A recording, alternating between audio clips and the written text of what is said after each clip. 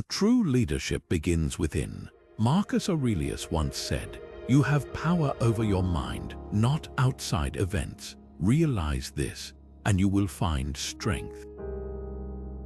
In a world consumed by likes, followers, and endless feedback, we often confuse influence with the size of an audience. But what if leadership isn't about commanding others? What if it's about mastering ourselves? The Stoics believed that true influence comes not from controlling those around us, but from embodying principles that inspire. In today's culture, where external validation is currency, this timeless wisdom offers a radically different path, one that's more relevant now than ever before. So how do you lead without followers, and why does it matter? Let's explore. Leadership, as the Stoics saw it, begins with leading yourself. It's not about titles, authority, or commanding a crowd. Instead, it's rooted in something far deeper: the mastery of your own thoughts, emotions, and actions. For the Stoics, leadership wasn't measured by how many people you could influence or control, but by how well you lived in accordance with virtue and reason. This internal process, this idea of leading yourself first, was seen as the foundation of true influence. Epictetus, one of the most influential Stoic philosophers, often emphasized this idea of self-mastery. He taught that while we can't control the external events around us, we always have control over how we respond to them. He famously said, "No man is free who is not master of himself." To the Stoics, this mastery begins with cultivating self-control, an ability to pause, reflect, and act in alignment with your principles, rather than being swept away by external forces or fleeting emotions. Think about it. How often do we allow anger, fear, or frustration to dictate our decisions? In those moments, we surrender our autonomy to impulses and instincts. But true leadership requires stepping back, exercising reason, and choosing responses that reflect our values. For example, imagine you're faced with criticism, perhaps from a colleague or even a stranger online. Your immediate reaction might be to defend yourself or lash out, but a Stoic leader would recognize this as a test of their self-control. Instead of reacting emotionally, they'd pause, ask themselves what really matters in this situation, and respond calmly, guided by reason and virtue. For the Stoics, this ability to lead yourself through self-control creates a ripple effect. When others see someone who stands firm in their values, who responds to challenges with grace and clarity, they are drawn to that strength.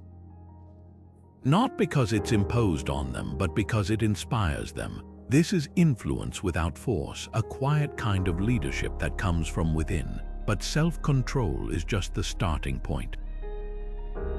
To the Stoics, leadership also requires living a life of virtue.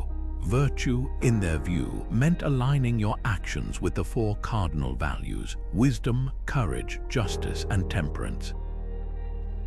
Wisdom guides your judgment, courage helps you confront challenges, justice ensures fairness in your dealings with others, and temperance keeps your desires in check. When these virtues guide your decisions, you embody the qualities of a leader. Not because you desire power or recognition, but because you're committed to living with integrity. Here's an everyday example. Imagine someone cutting in front of you in line. It's easy to get frustrated or escalate the situation, but a Stoic leader would approach this with temperance, choosing not to let such a small inconvenience disrupt their peace of mind. They might calmly address the situation or simply let it go, recognizing what's truly within their control. Again, this shows leadership not by dominating others, but by staying composed and acting with principle. So at its core, the Stoic idea of leadership flips the modern notion of influence on its head. It's not about gaining followers, but about becoming a person worth following. When you focus on mastering yourself, on living a life guided by reason and virtue, you create a kind of leadership that's timeless. It doesn't rely on outward power, and it can't be taken away because it's built from within. This is the essence of leading without followers, the quiet strength of self-mastery that inspires others through example. Imagine yourself standing in the middle of a storm. Winds howl, lightning flashes, and chaos surrounds you, but at your core you remain calm, unshaken, secure. This is how the Stoics envisioned the inner fortress, a place of strength and resilience within yourself that no external force can breach. It's not a physical structure, of course, but a mental and emotional stronghold, built brick by brick through self-discipline, wisdom, and self-reliance. And it's this inner fortress that serves as the foundation for true leadership. Seneca, one of the great Stoic philosophers, encapsulated this idea when he said, "A man is unhappy as he has convinced himself he is. For he has all that is necessary to his happiness within himself." At its heart, this quote reminds us that the strength we need to endure challenges, lead effectively, and remain centered doesn't come from external validation, wealth, or applause. It comes from within, a kind of stability that no amount of criticism, failure, or adversity can touch. The Stoics believed that to lead without followers, you first need to cultivate this inner strength. Why? Because leadership in its purest form requires resilience. Without it, we're at the mercy of every insult, every setback, and every moment of doubt. The person who depends on the approval of others to feel confident or strong will crumble the moment that approval disappears. But the leader who has built their inner fortress can hold steady, even when the world around them falls into chaos. So, how do you begin to build this inner fortress? The first step is to recognize what is and isn't within your control. Epictetus often emphasized this point, teaching that external events are beyond our power, but our thoughts, reactions, and choices always remain ours to command. By focusing only on what you can control, you lay the foundation for resilience. For instance, if someone criticizes you, the sting of their words only has power if you let it. Instead of reacting emotionally, a Stoic leader questions, is this criticism valid? If it is, how can I improve? If it isn't, why waste my energy on it? This kind of clarity protects your emotional stability, keeping your fortress intact. But resilience isn't just about staying calm in the face of adversity. It's about preparing for the inevitable storms of life.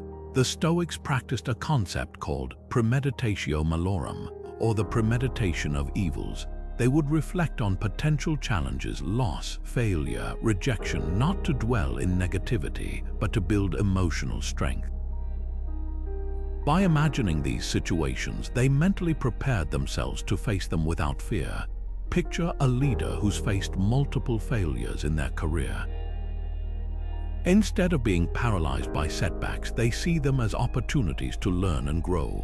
This mindset, rooted in resilience, sets them apart and inspires others. Another key element of the inner fortress is emotional stability. Life is full of highs and lows, but reacting too strongly to either can weaken your resolve.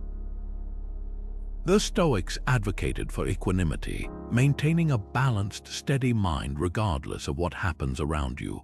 They understood that chasing after fleeting pleasures or avoiding discomfort only makes you more dependent on external circumstances for happiness. But a leader grounded in their inner fortress faces success and failure with the same steady approach, knowing neither defines them.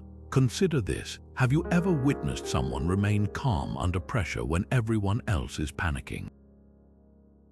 That kind of composure commands respect, not because they're shouting orders or demanding attention, but because their strength speaks for itself. It's the product of an inner fortress built not by luck, but through deliberate effort and practice. Ultimately, building your inner fortress isn't about shutting the world out. It's about cultivating the kind of strength that allows you to face life head-on, without being swayed by every passing event or opinion. And when you lead from this place of inner resilience and emotional stability, You set an example that speaks louder than any words. You don't need followers to call yourself a leader when your actions, grounded in self-reliance, inspire others naturally. Leadership, in the eyes of the Stoics, was never about commanding authority or seeking recognition. Instead, it was deeply rooted in the practice of virtue, the foundation of a life well lived. For them, leadership wasn't about external power, but about internal alignment with the four cardinal virtues: wisdom, courage, temperance, and justice. These virtues weren't just philosophical ideals, they were practical tools guiding how one navigates challenges, relationships, and personal growth. And in practicing these virtues, a Stoic leader cultivates a quiet, enduring influence, one that doesn't rely on followers, but instead inspires others through integrity and example. Let's break this down, starting with wisdom. Wisdom for the Stoics meant seeing the world clearly, making decisions based on reason and understanding, not impulse or emotion. A wise leader doesn't rush into action or react blindly to circumstances. Instead, they ask, what's the right thing to do here? What truly matters in the bigger picture? Consider a scenario where a team faces a crisis. A wise leader doesn't panic or make snap decisions. Instead, they calmly assess the situation, gather facts, and choose a course of action that supports long-term well-being rather than being driven by fear or short-term gains. Wisdom cultivates trust, and people instinctively respect someone who makes thoughtful, grounded decisions. Courage comes next, often misunderstood. Courage isn't about the absence of fear, but the willingness to act rightly despite fear. It's about standing firm in your principles, even when doing so is difficult or unpopular. A Stoic leader demonstrates courage not by seeking conflict, but by refusing to compromise their values in the face of pressure. For example, imagine witnessing wrongdoing in your workplace. A courageous leader speaks up, even if it risks personal consequences, because they value integrity over convenience. This kind of moral courage resonates deeply with others, showing that true influence stems not from power but from unwavering character. Temperance, or self-restraint, is another cornerstone of Stoic leadership. It's about balance, knowing when enough is enough and not being ruled by excess or desire. In a world obsessed with ambition, status, and material success, temperance teaches us to focus on what truly matters, avoiding the traps of greed or overindulgence. A leader guided by temperance resists the urge to micromanage or hoard credit for achievements, instead fostering collaboration and humility. This restraint not only builds stronger relationships but also commands quiet respect from others. After all, who is more inspiring, a leader who is disciplined and grounded, or one who is ruled by their ego? Finally, there's justice, the virtue that reminds us of our duty to others. Justice is about fairness, treating people with respect, and recognizing the interconnectedness of humanity. A Stoic leader doesn't act solely in their own interest. They strive to ensure their decisions benefit the greater good. Imagine a leader faced with laying off employees in tough economic times. A just leader doesn't make this decision lightly. They carefully consider how to reduce harm and support those affected. Justice builds trust and fosters a sense of community, enabling a leader to influence not through force but through compassion and fairness. When these virtues, wisdom, courage, temperance, and justice, are practiced consistently, they form the essence of Stoic leadership. They create a strong moral framework that inspires others naturally, without the need for authority or followers. This is the kind of influence that endures because it's rooted in timeless principles, not fleeting trends or external validation. So, what does this mean for you? Reflect for a moment. Which virtues guide your daily decisions? Do you make time to act with wisdom, even in small moments? Do you show courage in standing up for what's right? Do you practice temperance in your desires and habits? And do you embody justice in how you treat others? These questions aren't just theoretical, they're an invitation to lead yourself first, to live a life of influence grounded in virtue, and to inspire others through your example. Because in the end, true leadership isn't about followers, it's about living in alignment with the values that matter most. True leadership doesn't come from authority, titles, or the ability to control others. It comes from the quiet power of example. The Stoics believed that the most effective way to lead was not through coercion or force, but by living a life so aligned with virtue and reason that you naturally inspire those around you. Marcus Aurelius, a Roman emperor and one of the most celebrated Stoic philosophers, described this concept beautifully. He referred to being a citadel for others, a stronghold of integrity, calm, and wisdom that people can look to for guidance and strength. Leadership, in this sense, isn't about commanding others. It's about embodying the principles you wish to see reflected in the world. Think of it this way: people are far more impacted by what they observe than by what they are told. Imagine a manager in a workplace, one who constantly demands productivity, criticizes mistakes, and leads through fear may achieve short-term compliance, but they won't earn genuine respect or loyalty. Now picture another kind of leader, someone who remains calm under pressure, takes responsibility for their own mistakes, and shows fairness and patience even when tensions run high. This person doesn't need to constantly assert their authority because their actions speak louder than any words. Employees naturally follow their example, not because they are forced to, but because they are inspired by their integrity and composure. Marcus Aurelius' idea of being a citadel is deeply tied to the idea of self-mastery we discussed earlier. Before you can lead by example, you must first embody the very virtues you hope to inspire in others. This means practicing wisdom, courage, temperance, and justice not just when it's convenient but consistently, even when no one is watching. It's about striving to be the kind of person others trust and respect, not because of your position but because of how you live.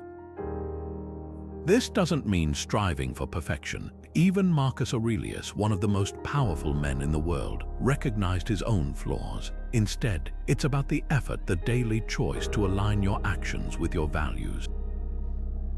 Let's ground this in a modern-day scenario. Imagine you're part of a team working on a challenging project with a tight deadline. The group is stressed and tensions are running high. You could choose to complain, blame others for setbacks, or withdraw from the situation altogether. But what if instead you focused on showing up as your best self? By staying calm, communicating thoughtfully, and offering support to your teammates, you create an atmosphere of stability. Over time, others are likely to mirror your attitude, drawn naturally to your example of composure and resilience. Without saying a word, you've already demonstrated leadership, not by telling people how to behave, but by living it. The beauty of leading through example is that it requires no formal position or title. You don't need to be a CEO, a manager, or even in charge of anyone to lead.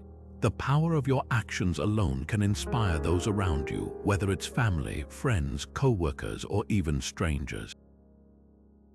For instance, think about the ripple effect of holding the door open for someone or lending a listening ear to a friend in need.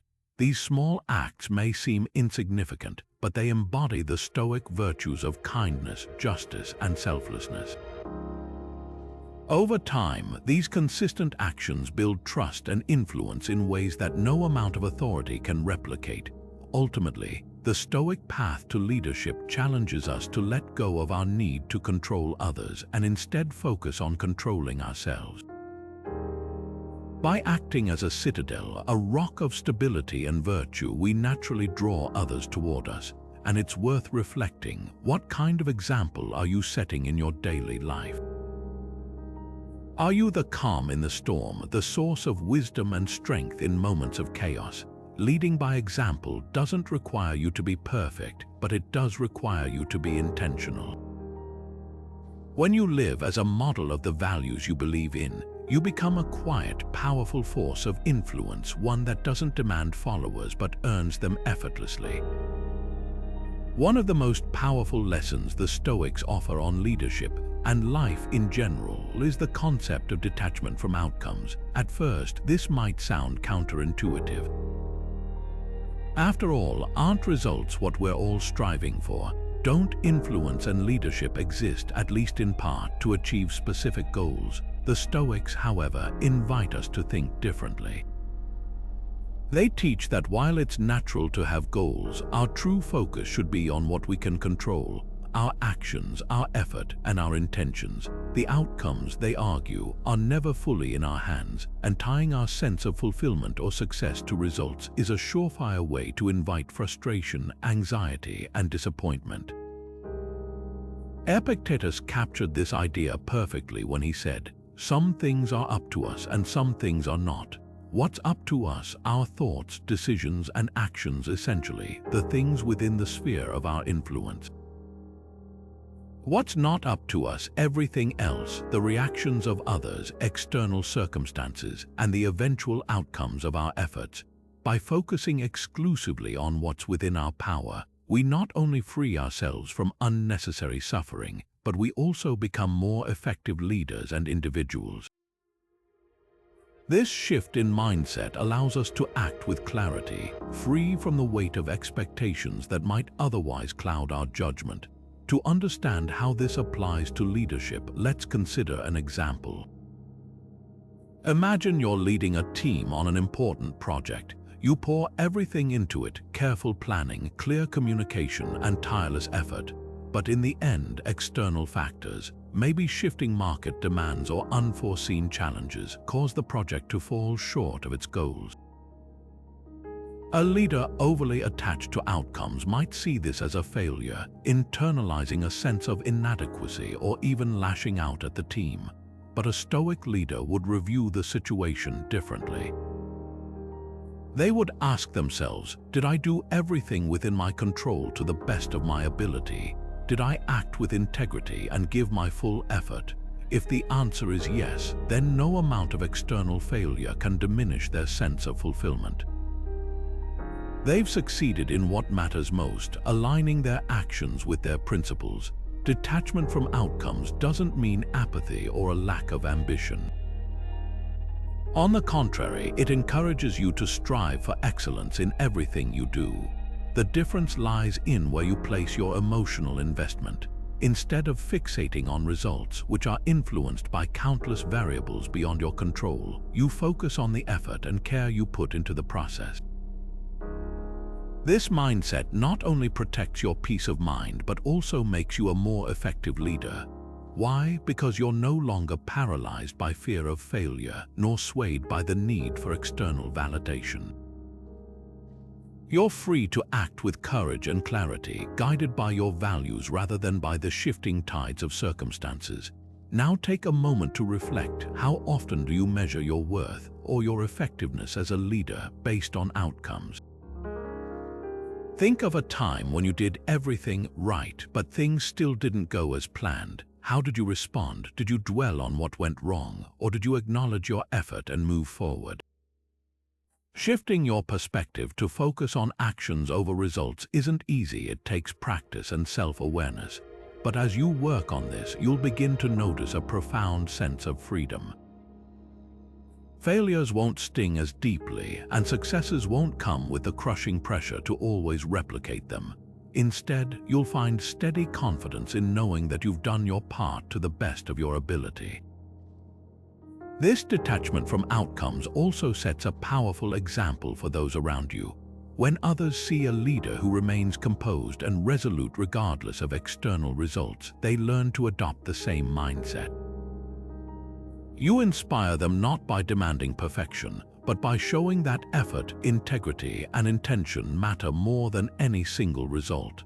And this, ultimately, is the essence of Stoic influence, empowering others by embodying the principles that lead to inner resilience and clarity. Influence in the Stoic sense isn't about controlling others or gaining their approval. It's about living in a way that naturally inspires while remaining free from the weight of their reactions. A true leader doesn't hinge their self-worth or sense of purpose on how others respond to them. Instead, they focus on their own actions and principles, trusting that influence flows naturally from a life well led. The Stoics remind us that to seek influence without dependency, we must let go of our need for external validation, a lesson that feels especially relevant in today's hyper-connected, feedback-driven world. Seneca captured this timeless truth when he wrote, "You will soon die, and still you are not sincere, nor untroubled, nor free from suspicion that there may be something to prevent you from living as you wish." In other words, chasing the approval of others is a trap.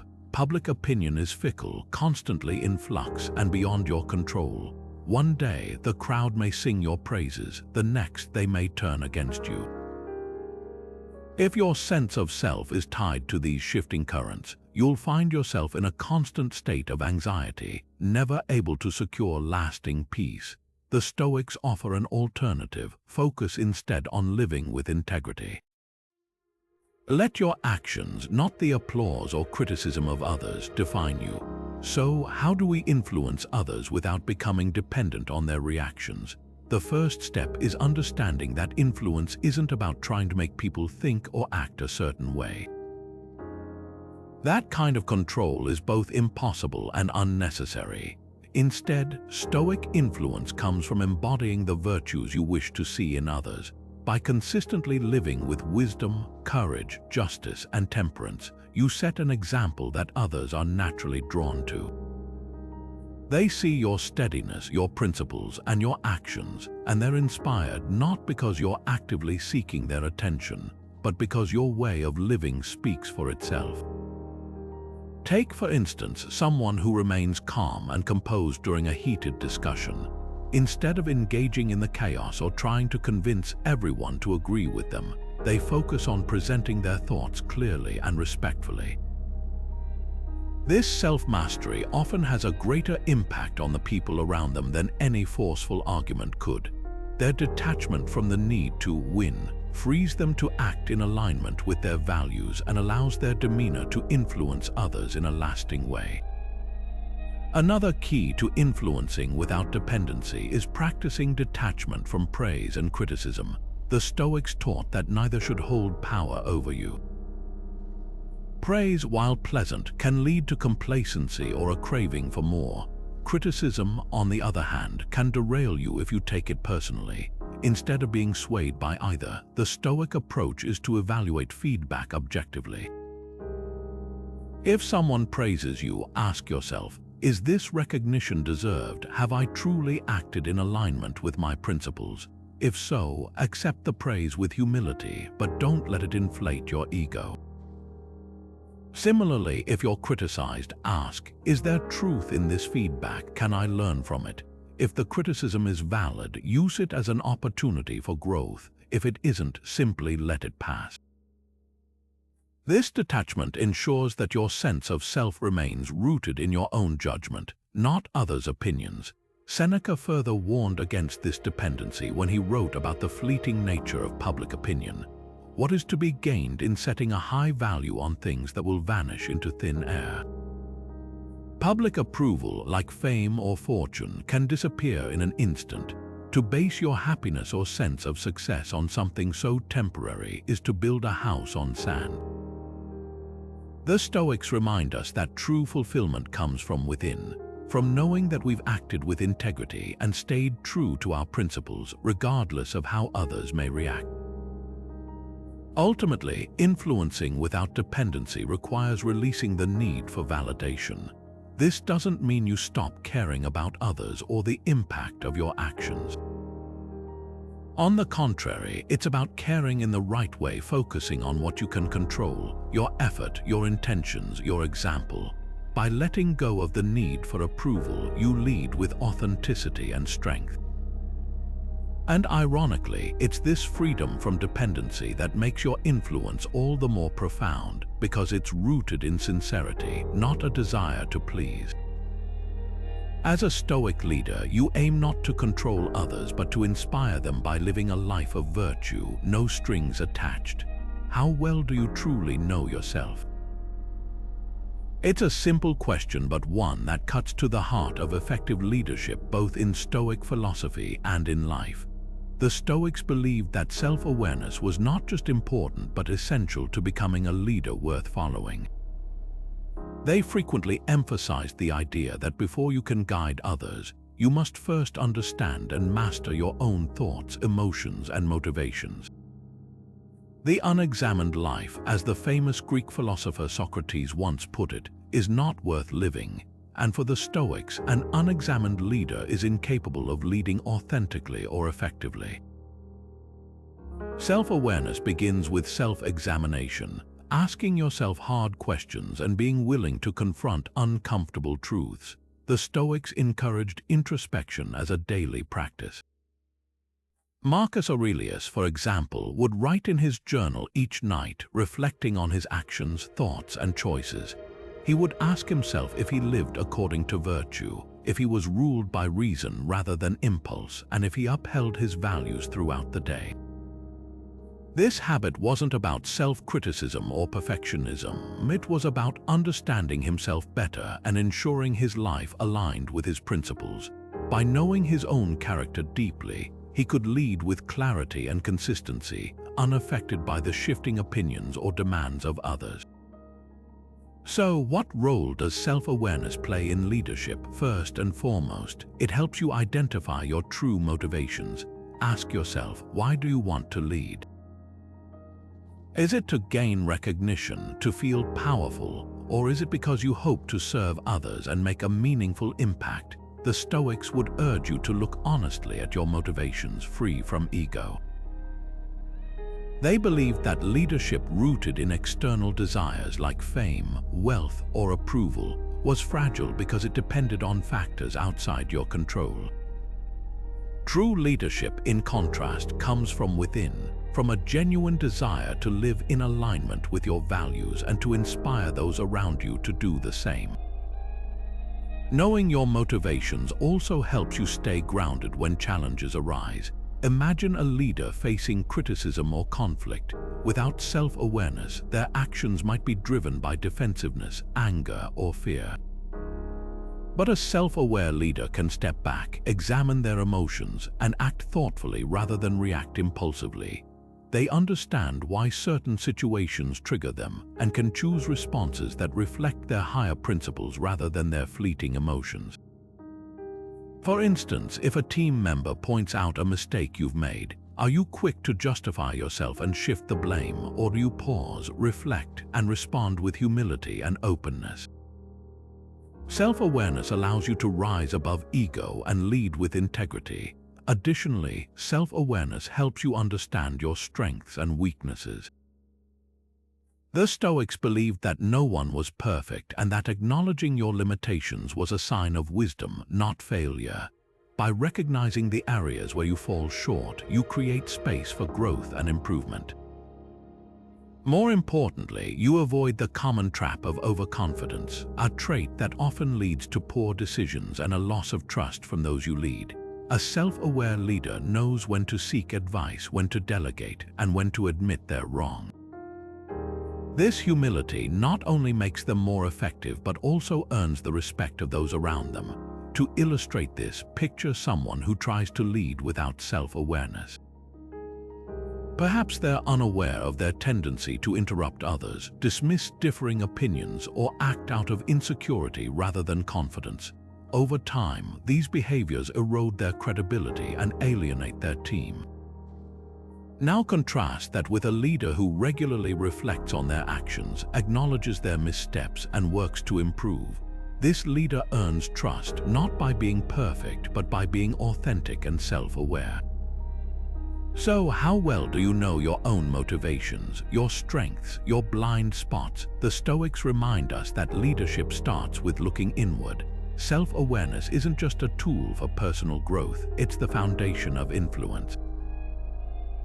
When you truly know yourself, you can lead others authentically, free from pretense or ego. And when you do that, your leadership becomes a natural extension of who you are, inspiring others not because you demand it, but because you embody the values they too aspire to live by.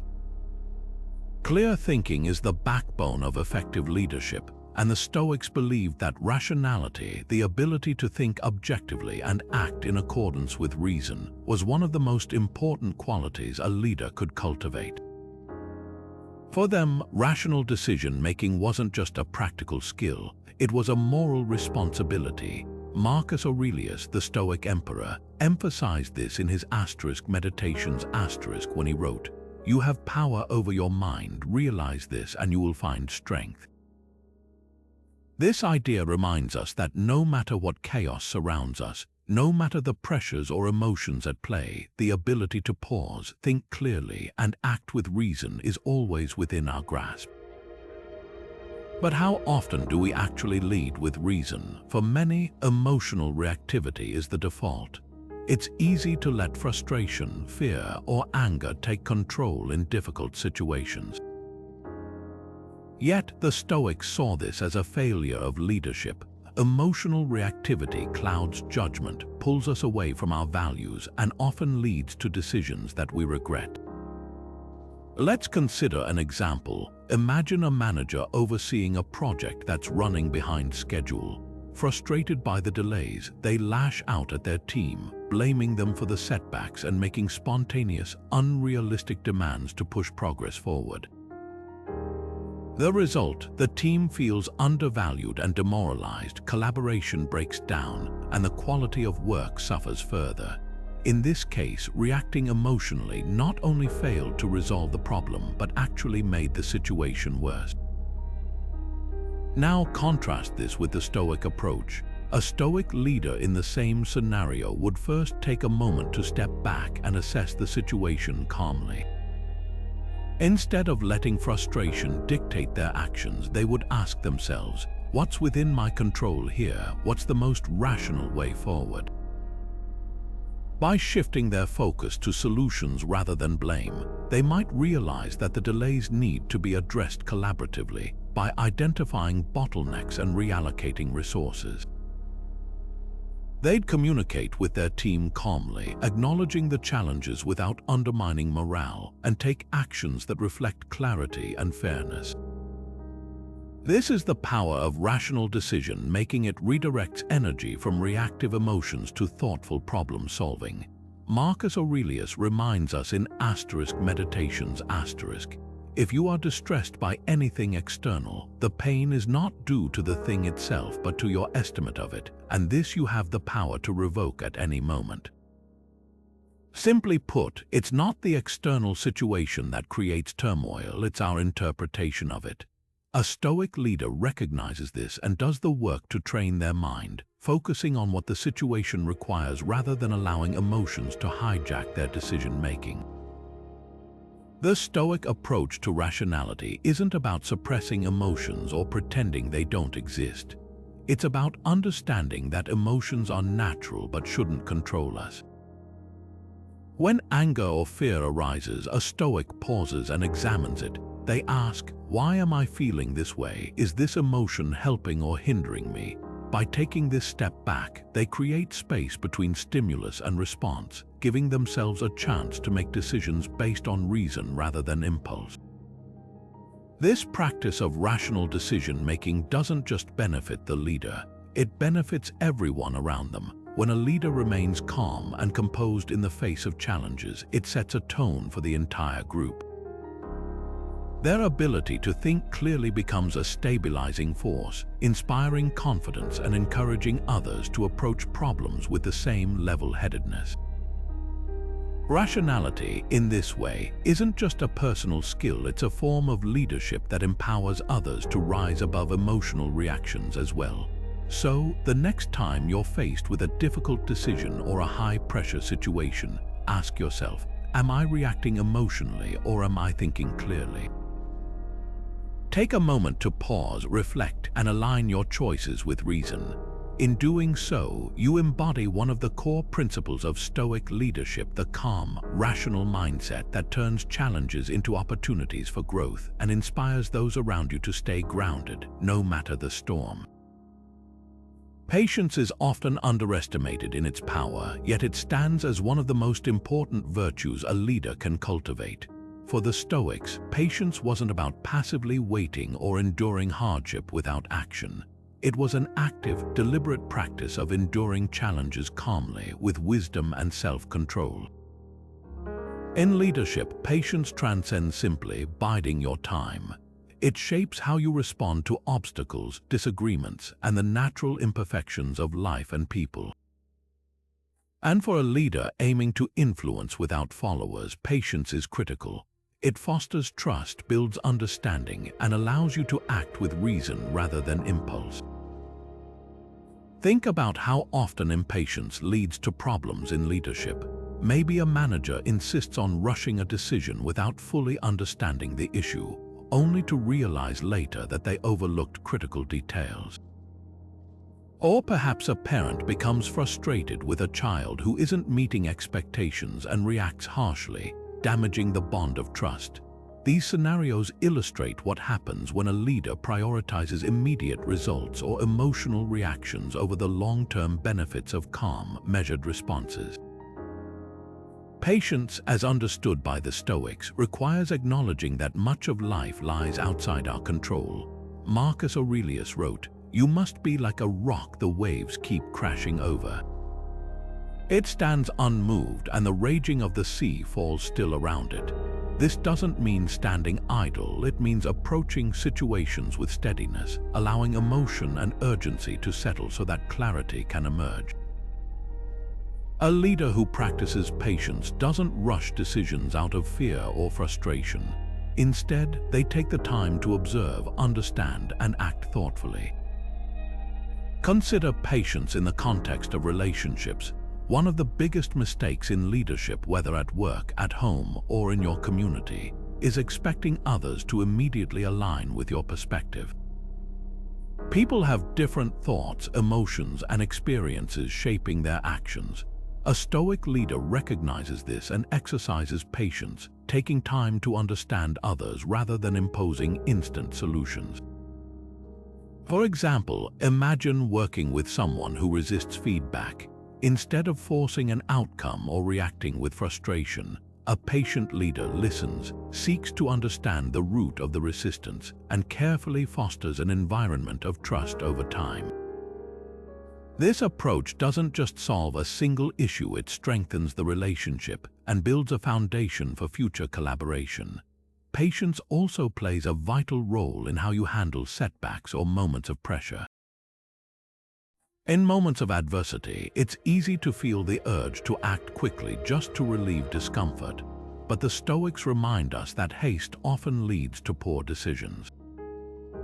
Patience allows you to pause, evaluate, and choose a response aligned with your principles.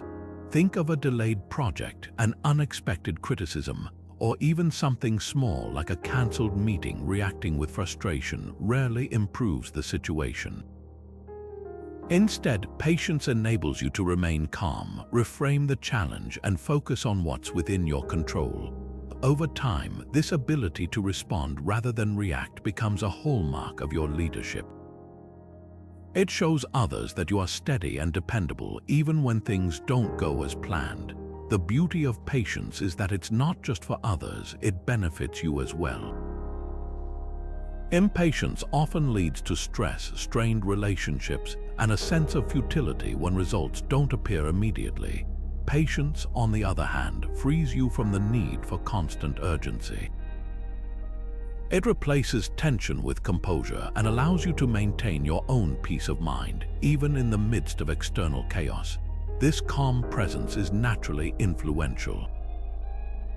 Those around you begin to mirror your steadiness, gravitating toward the trust and reliability you radiate. So, how do you practice patience as a leader? It starts with mindfulness, recognizing the moments when frustration or urgency begins to creep in and intentionally choosing to pause. Ask yourself, Does this situation require an immediate response, or is there value in giving it time? Reflect on how your actions influence those around you. Are you fostering understanding and trust, or are you acting out of your own impatience? These small moments of awareness build the foundation of patience, and with practice, they become second nature. How do you personally practice patience in difficult situations? Do you take time to listen and understand, or do you find yourself rushing toward immediate solutions? By embracing patience, you not only grow as a leader but also create space for deeper connections, wiser decisions, and inner peace. It's a quiet virtue, but one with a profound ripple effect both in your life and the lives of those you influence. Accountability is one of the cornerstones of effective leadership, but for the Stoics, accountability wasn't just for public or formal settings. It started with the self, an internal practice of being honest about your intentions, actions, and decisions. To lead others, even indirectly, you first have to lead yourself, and that requires holding yourself accountable at every turn. Marcus Aurelius embodied this principle in his daily practice of self-reflection. He famously advised beginning each day by reviewing your intentions and preparing your mind for the challenges ahead.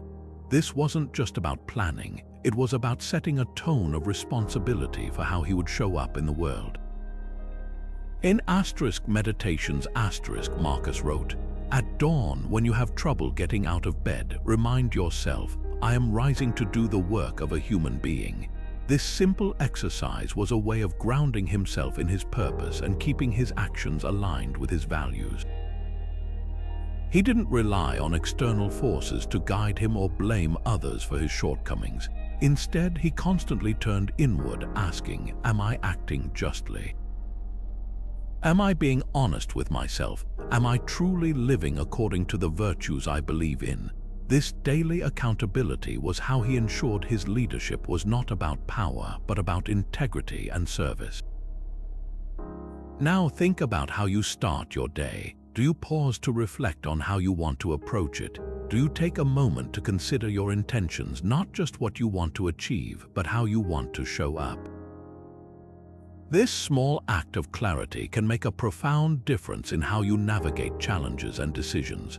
By setting your intentions in the morning, you create a mental framework that helps you act in alignment with your values, even when distractions or difficulties arise. But accountability doesn't stop at setting intentions. It extends into how you reflect on your day. For the Stoics, self-accountability was a continuous process of review and adjustment.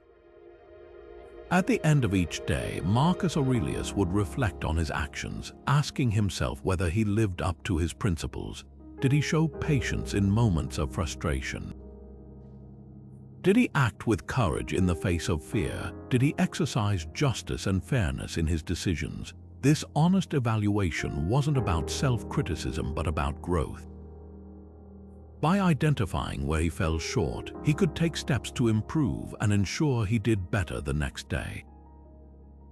How often do you pause to reflect on your own actions? Most of us are quick to point out where others could do better, but how often do we turn that same lens inward? Accountability, in the Stoic sense, is about taking full ownership of your life, not blaming circumstances, people, or bad luck, but recognizing that your choices, responses, and values are entirely your responsibility. When something goes wrong, do you step back and ask yourself what role you played? Do you look for opportunities to improve, even when it's uncomfortable to do so? An easy way to start practicing Stoic accountability is to adopt a habit of reflection. At the end of each day, take a few minutes to ask yourself some key questions. Did I act according to my values today? Was I truthful, kind, and fair in my interactions? Where did I fall short, and how can I approach things differently tomorrow? Writing these thoughts down, as Marcus Aurelius did, can be a powerful tool for self-improvement. Over time, this habit sharpens your self-awareness and helps you stay aligned with the person you want to be. Ultimately, holding yourself accountable is about humility and growth. It's about recognizing that you're not perfect, but you have the ability to grow closer to your ideals every day. When you take this responsibility seriously, you not only become a better version of yourself, but also inspire others to do the same. Leadership doesn't require an audience, it requires integrity. So, reflect for a moment. How do you currently hold yourself accountable? Are you honest with yourself about your actions, and are you willing to do the work of improvement? By embracing self-accountability, you lead not just with words but with example. And that, at its core, is what Stoic leadership is all about. True influence, the kind that leaves a lasting impact, often comes not from authority or recognition but from service. The Stoics believed that leadership wasn't about being at the top or commanding attention. It was about serving others with humility and compassion. In their view, true greatness lies in using your strengths, your wisdom, and your character to improve the lives of others, even if no one notices. It's this quiet dedication to service that defines leadership in its purest form. Seneca beautifully captured this idea when he said, "Wherever there is a human being, there is an opportunity for kindness." Think about the simplicity of this statement. Every interaction, every moment is an opportunity to serve, not for applause, not for recognition, but because service itself is a reflection of virtue. The Stoics saw service as an extension of justice, one of their 4 cardinal virtues. Justice, in their philosophy, isn't just about fairness. It's about fulfilling your duty to others, contributing to the greater good, and understanding that we are all interconnected. Let's bring this idea to life with a story. During the Second World War, a man named Nicholas Winton quietly organized the rescue of hundreds of Jewish children from Nazi-occupied Czechoslovakia. He wasn't a high-ranking official, nor did he have any authority compelling him to act. He was simply a stockbroker who, during a visit to the region, saw families in desperate need of help. Without hesitation and with no expectation of recognition, Winton worked tirelessly to arrange safe passage for these children to the United Kingdom, securing trains, finding foster homes, and raising funds. He kept his efforts private, and for nearly 50 years the world didn't know what he had done.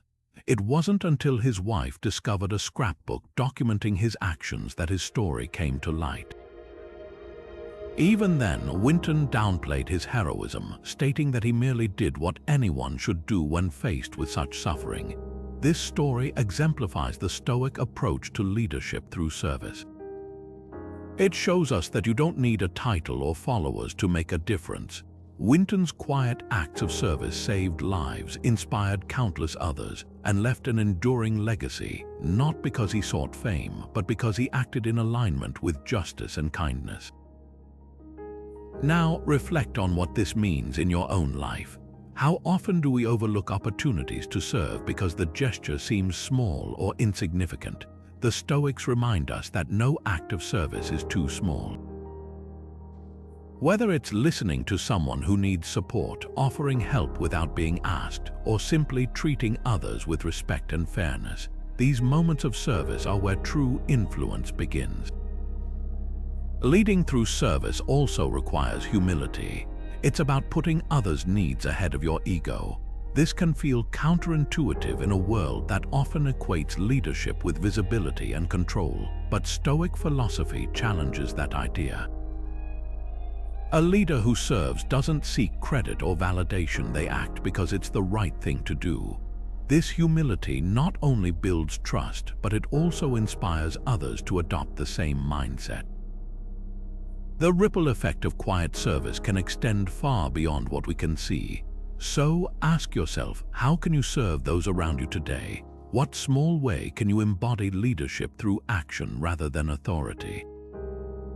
Remember Seneca's words, wherever there is a human being, there is an opportunity for kindness.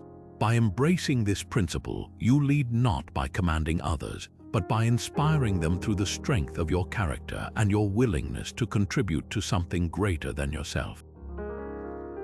That's the kind of influence that doesn't need followers to be powerful, it simply needs you to take action. Ego, left unchecked, can be a quiet yet destructive force in leadership.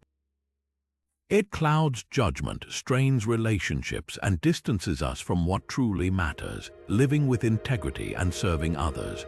The Stoics understood this danger all too well, warning that an inflated sense of self often leads to poor decisions and ultimately suffering.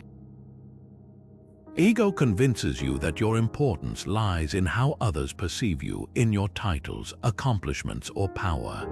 But Stoicism teaches a radically different perspective, that true leadership and influence arise not from feeding the ego but from mastering it. Epictetus, one of the great Stoic philosophers, put it succinctly: freedom is not procured by the full enjoyment of what is desired, but by controlling the desire. This applies directly to the ego, which thrives on desires for recognition, for superiority, for validation. The more you chase these external rewards, the less control you have over yourself. And as Epictetus reminds us, without control over your desires, true freedom and genuine leadership remains out of reach. But how exactly does ego harm leadership? First, it blinds us to reality. When ego takes over, we interpret situations through a distorted lens, one that revolves around our own self-importance.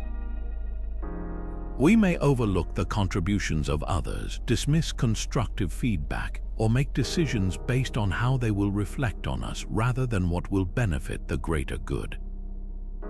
For example, consider a leader who insists on taking credit for their team's success, believing that recognition reinforces their authority.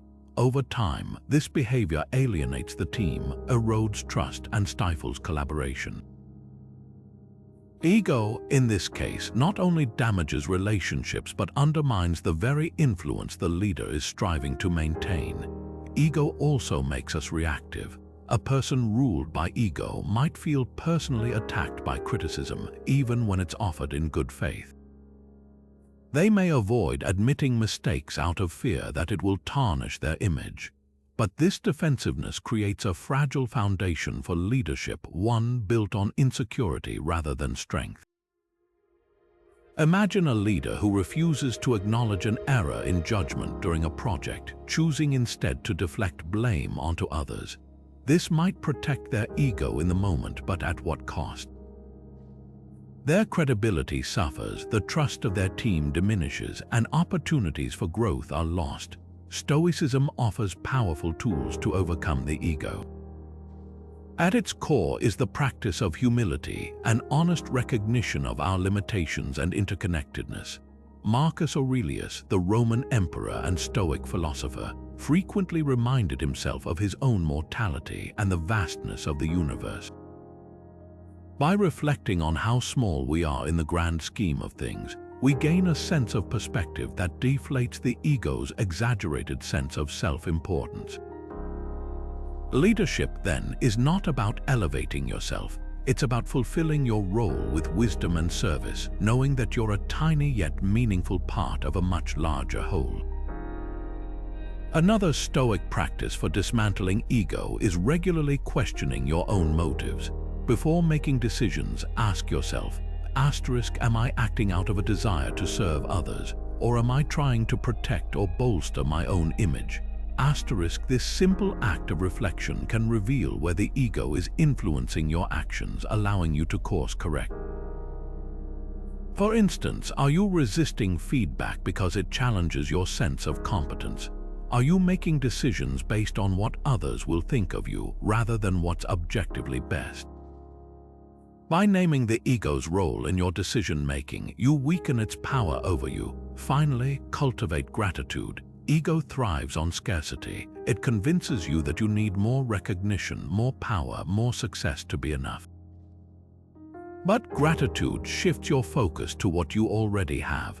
By appreciating the contributions of others, the opportunities you've been given, and the lessons you've learned, you redirect your energy away from self-centered desires and toward a mindset of abundance and connection. Gratitude fosters humility, and in humility, you find the steadiness and authenticity that make for truly inspiring leadership. Take a moment to reflect. What role does ego play in your decisions? Do you notice it steering you toward recognition, validation, or self-preservation? And how might your leadership change if you focused less on yourself and more on serving others? By practicing humility, perspective, and gratitude, you can loosen the grip of ego and lead with clarity and purpose. This is how the Stoics teach us to master not just ourselves but the influence we have on the world around us.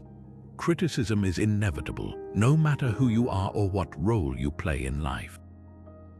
But what defines a leader isn't avoiding criticism, it's how they respond to it. The Stoics recognized this universal truth, and they believed that criticism, when approached with the right mindset, can be one of our greatest teachers. Instead of viewing it as a personal attack, they saw it as an opportunity for growth, a moment to practice humility, and a chance to strengthen their character. For a Stoic leader, handling criticism with grace is not just an aspiration, it's a discipline, a critical part of their philosophy. Marcus Aurelius faced his fair share of criticism. As a Roman emperor, his decisions were constantly under scrutiny. He could have silenced his critics or surrounded himself with people who only praised him. Instead, Marcus chose a more stoic path, one of reflection and understanding. In Meditations he wrote, "If anyone can refute me, show me I'm making a mistake or looking at things from the wrong perspective, I'll gladly change. It's the truth I'm after, and the truth never harmed anyone." This mindset demonstrates a profound humility. Marcus didn't see criticism as an attack on his identity or authority. He saw it as a chance to align more closely with truth and virtue. Consider this approach in today's context. Imagine you're a manager in a workplace and a team member points out flaws in one of your decisions. It's easy to feel defensive, to rationalize your choices, or even to dismiss the feedback entirely. But what if instead you paused and practiced stoic detachment? By stepping back, you could ask yourself, is there validity in their perspective? Could this feedback help me improve, even if it's uncomfortable to hear? This kind of self-restraint, choosing reflection over reaction, is at the heart of facing criticism with grace. The key is to recognize that criticism is neither inherently good nor bad. It's neutral. What gives it meaning is how you respond to it. Stoicism teaches us to focus on what's within our control, our actions, our mindset, our willingness to learn. You can't control what others say about you, but you can control whether you let it provoke you, discourage you, or guide you toward growth. Marcus Aurelius modeled this beautifully. Even when he disagreed with criticism, he didn't let it rattle him or escalate into conflict. Instead, he used it as an opportunity to better understand others and solidify his own principles. Handling criticism gracefully also means discerning the difference between constructive feedback and baseless negativity. Not all criticism is helpful, and Stoicism doesn't require you to accept every comment as valid. But even when feedback is misguided or unjust, you can meet it with composure. Ask yourself, is it worth responding to, or is silence the wiser choice? By refusing to let unfair criticism unsettle you, you demonstrate the inner strength that Stoicism values, a calm that inspires respect and diffuses unnecessary conflict. Ultimately, responding to criticism with grace requires practice. It challenges you to set aside ego, approach feedback with curiosity, and focus on growth rather than self-defense. As you reflect on this, consider, how do you respond to criticism? Do you react out of emotion, or do you approach it through reason and humility? The next time you're criticized, see it as an opportunity to put the Stoic principles into action. Take a breath, reflect on what can be learned, and respond in a way that aligns with your values. grace under criticism doesn't just make you a better leader, it makes you a stronger, more grounded person. Conflict is an inevitable part of life, but how we approach it can define who we are as leaders and individuals. For the Stoics, conflict wasn't something to fear or avoid. It was an opportunity to practice reason, self-control, and virtue. They saw every disagreement or argument not as a threat but as a moment to grow stronger in their principles. Where others might respond to conflict with anger or aggression, the Stoics aimed to meet it with composure and clarity. This mindset transforms conflict from a source of division into a chance for alignment and understanding. Epictetus, one of the great Stoic philosophers, captured this beautifully when he said, "It is not what happens to you, but how you react to it that matters." This principle is especially relevant in moments of conflict. You can't control other people's emotions, words, or actions, but you always have control over your own responses. For the Stoics, this was the foundation of resolving conflict, peacefully maintaining your own composure, and refusing to be dragged into the chaos of the situation. By staying calm and centered, you can de-escalate tensions and handle disagreements with reason rather than aggression. Imagine, for example, a workplace scenario where a colleague disagrees with you openly, even harshly, during a meeting. The natural reaction might be to defend yourself, raise your voice, or push back just as strongly. But what would a Stoic do? Instead of reacting emotionally, they would take a moment to pause and reflect before responding. That brief pause creates space to assess the situation objectively, rather than letting pride or frustration dictate their behavior. They might ask themselves, what is this person trying to communicate? Is there truth in their perspective, even if it came across poorly? This shift in mindset, moving from defensiveness to understanding, can completely change the tone of a conflict. One practical Stoic strategy for resolving conflict is to focus on understanding the other person's perspective before asserting your own. This requires humility and patience, qualities the Stoics prized. By truly listening and seeking to understand where the other person is coming from, you not only show respect but also reduce the likelihood of the conflict escalating. For instance, if someone criticizes your approach to a project, instead of immediately justifying your actions, you could say something like, "I hear that you're concerned about this. Can you help me understand what specifically you're worried about?" This kind of response shifts the focus from confrontation to collaboration. It invites dialogue rather than division, opening the door to a resolution grounded in mutual respect. The Stoics also emphasized the importance of controlling your emotions during conflict. Anger, in particular, was seen as a destructive force that clouds judgment and leads to regretful actions. Seneca warned that anger does not listen to reason, urging us to stay calm and rational even when provoked. This echoes Epictetus' teaching. When you are offended at any man's fault, turn to yourself and study your own failings. Then you will forget your anger.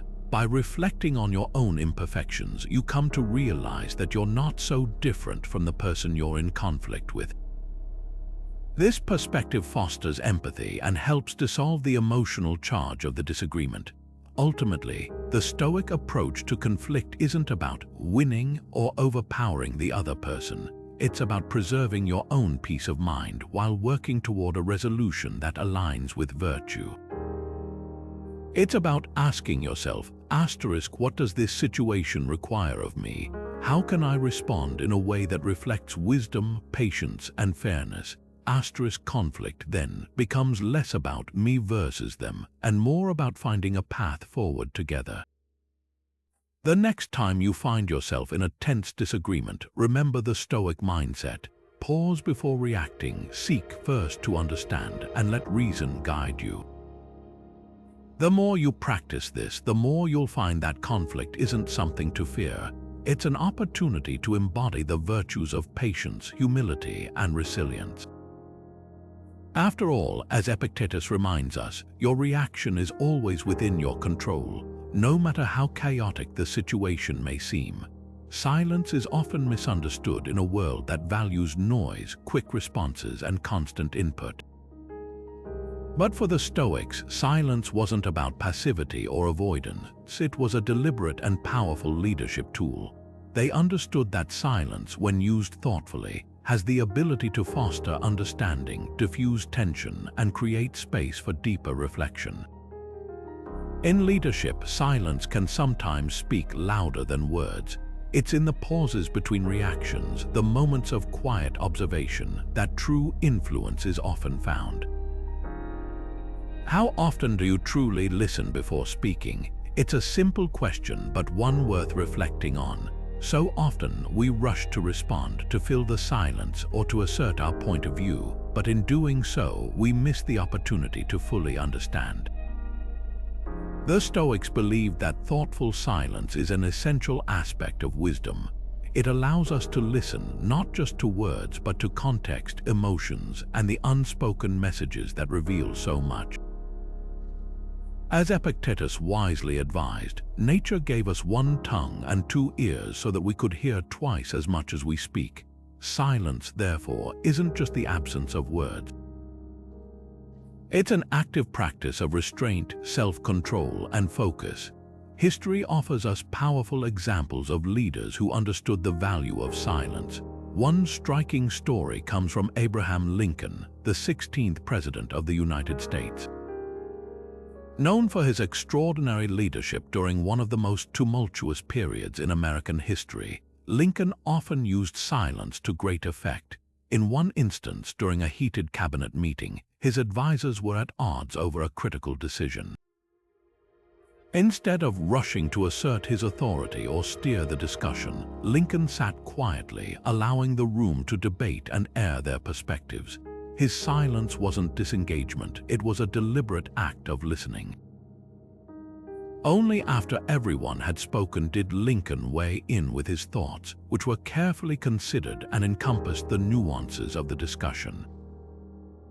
By creating space for others to express themselves and by listening fully before responding, he demonstrated humility, thoughtfulness, and respect.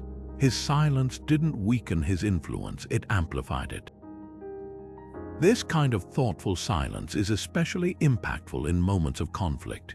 Imagine a heated argument where both sides are speaking over each other, emotions flaring, each person desperate to be heard. Now picture one individual choosing to pause, to remain silent, and to truly listen. That silent presence shifts the dynamic. It lowers the emotional temperature and creates space for clarity to emerge. Silence in these moments becomes a sign of strength, not weakness. It shows discipline, self-restraint, and an openness to understanding. But silence isn't just for moments of tension. It's equally powerful in fostering trust and connection. When you genuinely listen to someone without interrupting or formulating your reply while they're speaking, it communicates something profound, that you value what they're saying. In a world where attention is fragmented and listening is often rushed, this kind of attentive silence can set you apart as a leader. It's not about withholding your voice, it's about knowing when to save it for the moments when it will truly matter. So, how often do you pause to truly listen before speaking? What would change in your conversations, your relationships, and even your leadership if you practiced thoughtful silence more intentionally? The Stoics remind us that by observing silence, we gain a clearer understanding of others and of ourselves. Silence helps us avoid speaking impulsively, offers space for reasoned responses, and allows our words to carry more weight when we do choose to speak. As you reflect on this, consider the power of your next pause.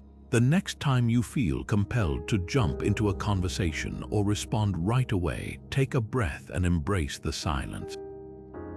Listen fully, observe, let the pause work for you. Often in that quiet space, you'll find clarity, connection, and influence far greater than any hurried reply could ever offer.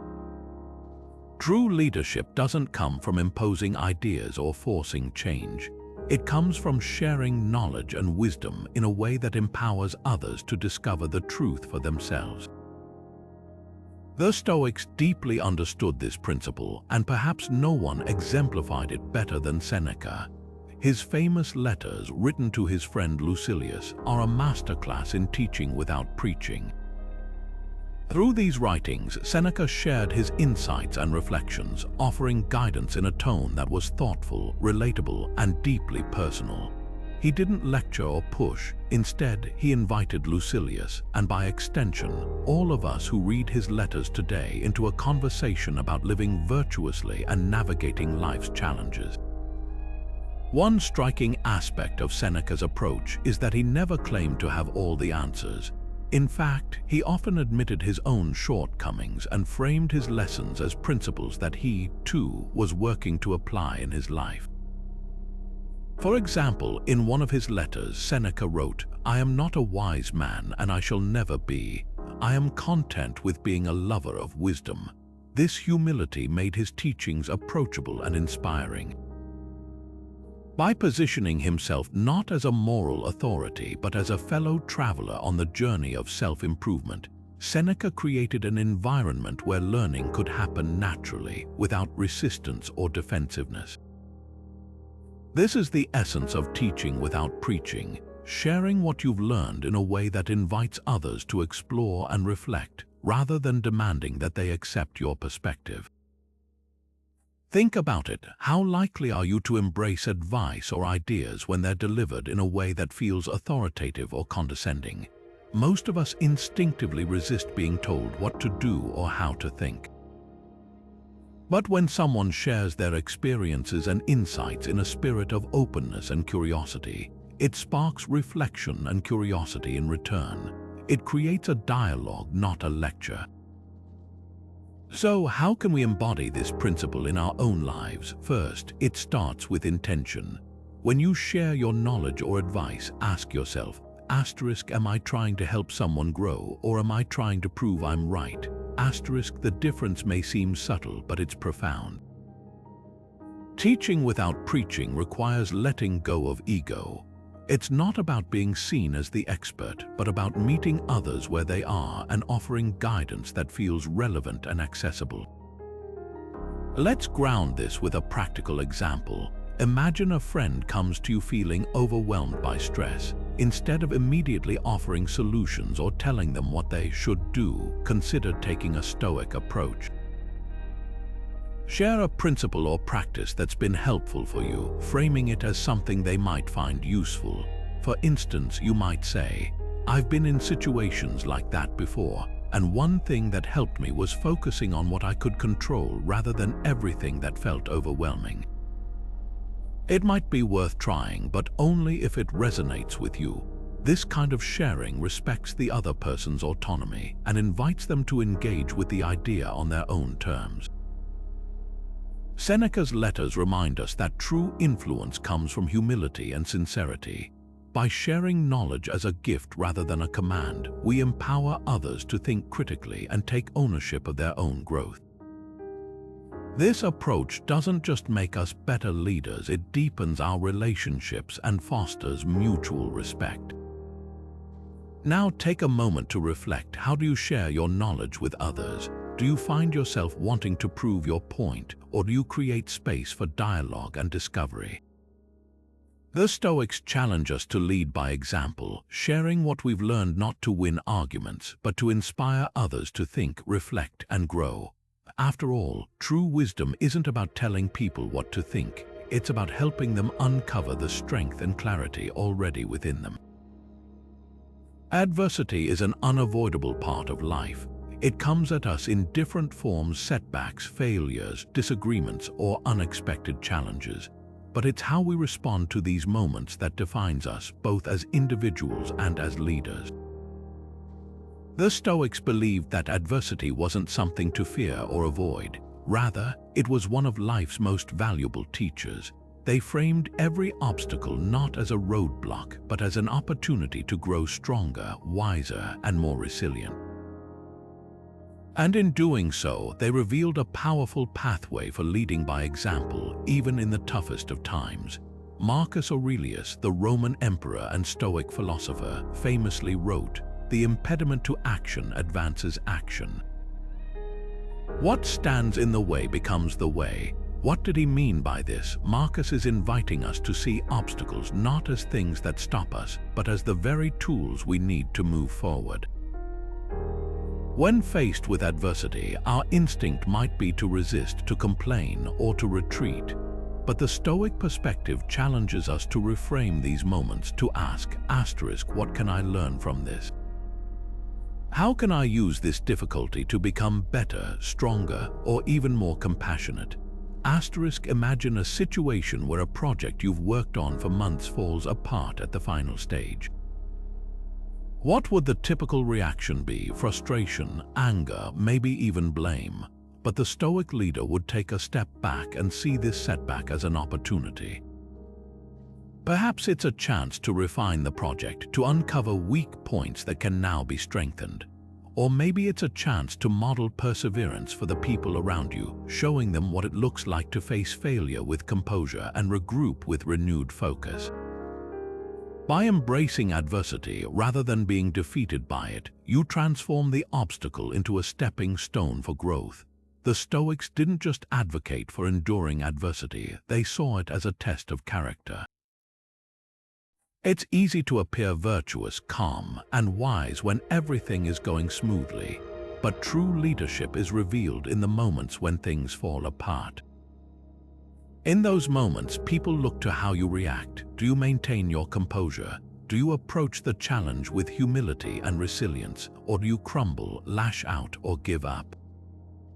Marcus Aurelius believed that every challenge was an invitation to demonstrate virtue. Patience, courage, and wisdom aren't abstract ideas. They're practices forged in the fire of difficulty. Let's take a modern example. Think of a leader in a workplace dealing with a sudden crisis, a major client backs out of a deal, or a key piece of technology fails at a critical moment. The way they handle this moment will ripple through their team. A Stoic-inspired leader wouldn't panic or assign blame. Instead, they'd take a breath, assess what's within their control, and calmly guide their team toward a solution. This ability to remain steady under pressure inspires others, not because the leader is pretending to have all the answers, but because their calm presence sets a tone of resilience and focus. This is what it means to lead through adversity, to face the storm with courage and remind those around you that challenges are opportunities in disguise. So, how do you use challenges to grow? The next time you encounter adversity, pause and ask yourself, what is this moment teaching me? How can I use this challenge to refine my character, develop my skills, or set an example for others? This shift in perspective can transform even the toughest situations into valuable learning experiences. By embracing adversity as a leadership test, you not only strengthen your own resilience but also inspire others to approach their challenges with the same mindset. This is the Stoic way, not turning away from obstacles but turning toward them, knowing that every difficulty holds the potential for growth. Consistency is one of the greatest tools a leader can wield, yet it's often overlooked in favor of grand gestures or quick fixes. The Stoics, however, understood that true influence doesn't come from occasional brilliance or fleeting moments of inspiration. It comes from the steady alignment of thoughts, words, and actions over time. Consistency, they believed, is what builds trust, credibility, and respect in the eyes of others. It's not about perfection, but about showing up every day and living in alignment with your principles. Marcus Aurelius captured this timeless truth when he wrote, "If it is not right, do not do it. If it is not true, do not say it." This teaches us a powerful lesson that consistency begins with integrity. It requires aligning your actions with your beliefs, ensuring that what you say and what you do are always rooted in truth and virtue. When there's alignment between what you believe and how you behave, you create a sense of reliability, not just for others but for yourself. You become someone others can depend on, someone they know will act with fairness, reason, and principle, no matter the circumstances.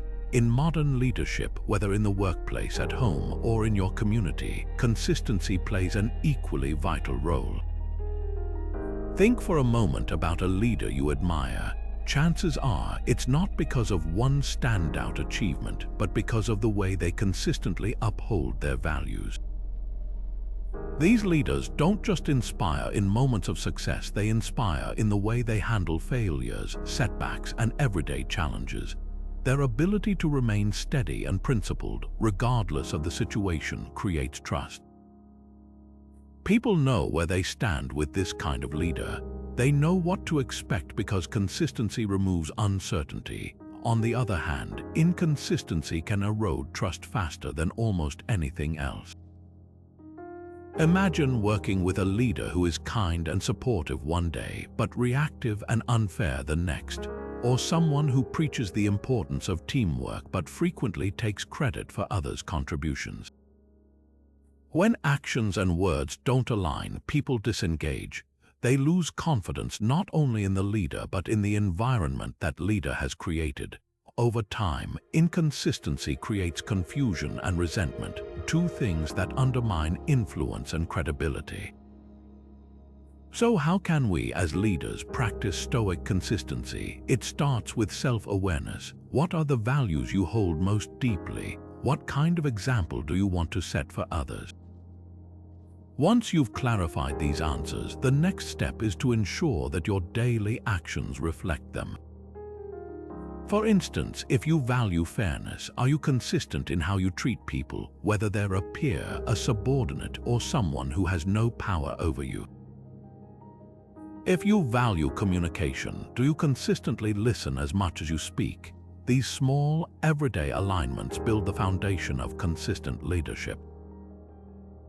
But consistency isn't just about external actions, it's about your internal mindset as well.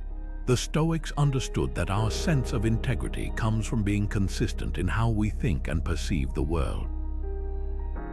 They practiced self-discipline to ensure their beliefs and emotions didn't sway with every passing challenge or temptation. For example, when faced with a difficult decision, a Stoic leader doesn't abandon their principles for the sake of convenience or gain. They ask themselves, is this in alignment with the person I want to be? This inner consistency guides their outer actions, creating a leadership style that feels solid and trustworthy. Consider this in action. Imagine a manager who consistently shows up with patience, reason, and fairness, even under pressure. When a mistake happens, they don't lash out but calmly address the issue and work toward a solution. When their team succeeds, they don't take all the credit but acknowledge everyone's efforts. Over time, this consistent behavior builds trust and motivates others, not because of what the manager says, but because of how they consistently act. As you reflect on your own leadership or even your interactions in daily life, ask yourself, are my actions aligned with my beliefs? Am I consistent in how I show up for others? By living in alignment with your principles day in and day out, you not only embody the Stoic ideal but also create the kind of influence that lasts. Because in the end, consistency isn't just about what you do, it's about who you are and how that steady example can inspire trust, respect, and growth in everyone around you. Leadership at its core often demands walking a fine line between taking bold action and exercising careful restraint. The Stoics, with their deeply practical views on life, saw this balance between courage and caution as essential not just to leadership but to living wisely. Courage without caution can quickly lead to recklessness, while caution without courage can paralyze us into inaction. True leadership emerges when these two traits are harmonized, allowing us to act decisively but thoughtfully, boldly yet wisely. Let's start by looking at courage. The Stoics placed immense value on this virtue, seeing it as the ability to confront fear, make tough decisions, and persevere through uncertainty or adversity. But for the Stoics, courage was never blind or impulsive. It wasn't about acting without fear. It was about acting in spite of it, guided by reason. Courage means stepping forward when the right choice is difficult, unpopular, or uncertain, and it requires a willingness to risk discomfort or failure for the sake of a higher goal. Now pair this with caution. To the Stoics, caution wasn't about shrinking away from challenges or avoiding risk altogether. It wasn't fearfulness, it was prudence.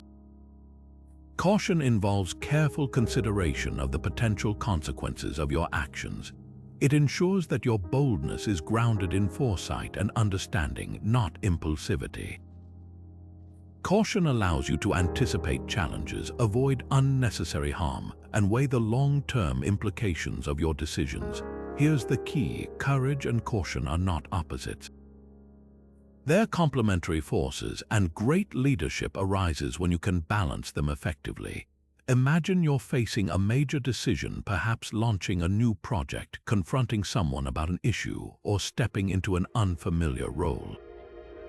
The courageous part of you might say, "This is worth the risk, take the leap," while the cautious part might say, "Have you thought this through? Are you prepared for what might happen if things don't go as planned?"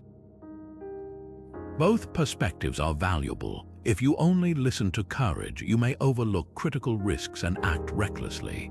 But if you only listen to caution, you may never take the leaps necessary for growth and progress.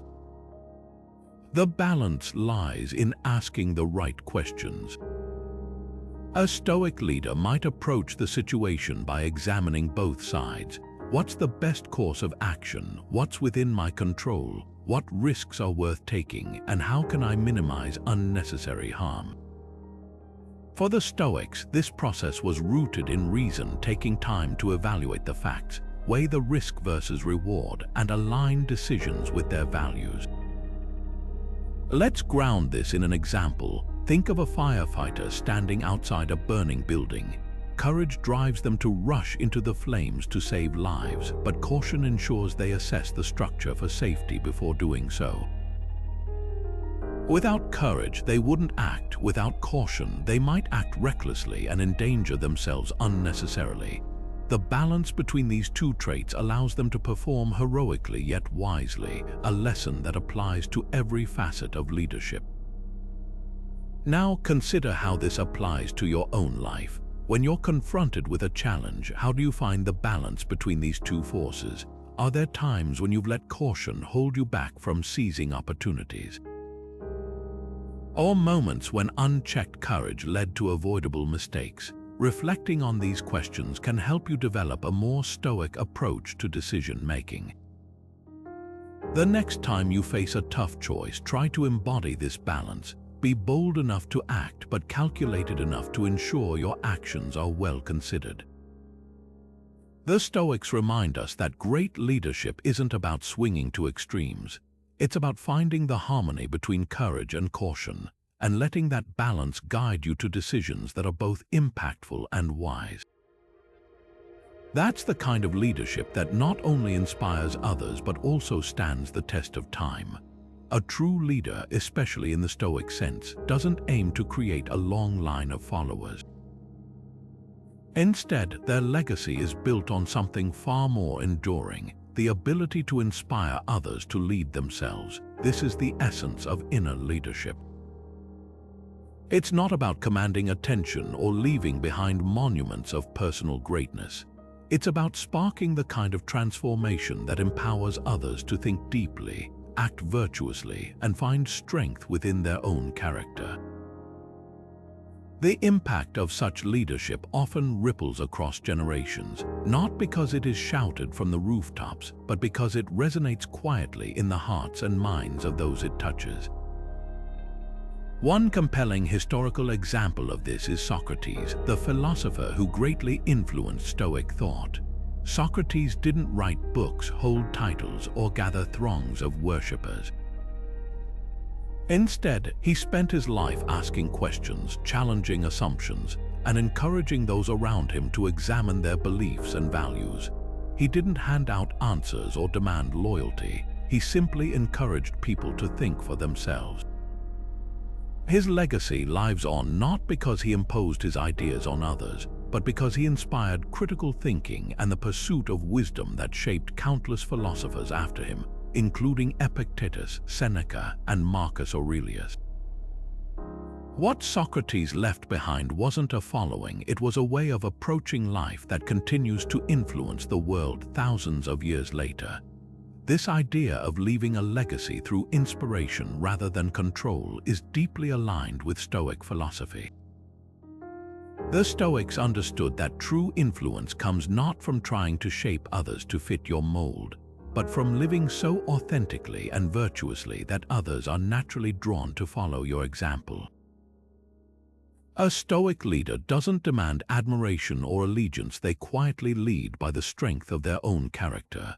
Their actions, guided by wisdom, courage, temperance, and justice, become a model that others aspire to emulate. And in doing so, they plant seeds of inner leadership in others, encouraging them to take ownership of their thoughts, choices, and values. Think about this in your own life.